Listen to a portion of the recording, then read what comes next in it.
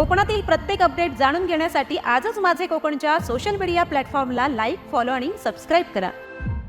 लाडकी बहीण योजनेला होणाऱ्या विरोधावरून आता उपमुख्यमंत्री अजित पवार यांनी चक्क विरोधकांचा बाप काढलाय.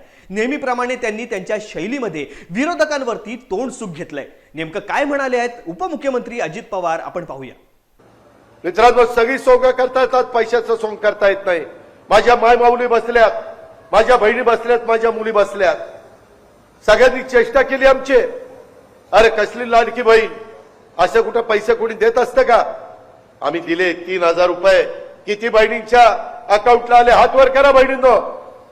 हो का? एवढ्यांचे आलेत.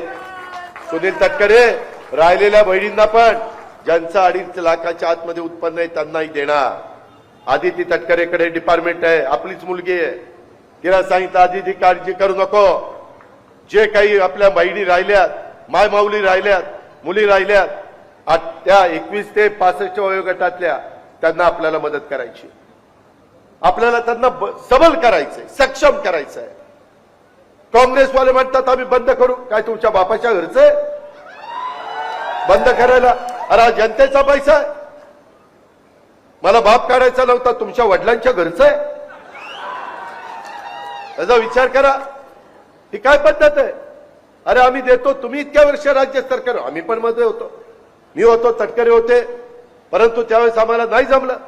यावेळेस 10 वर्षाचा अनुभव होता अर्थसंकल्प सादर करायचा. काय माझ्या माय माऊलीला, जिला कुणी घरामध्ये तिच्याकरता पैसा देत नाही, देतात तिच्या कुटुंबाकरता देतात, तिला काहीतरी अपेक्षा असती ना.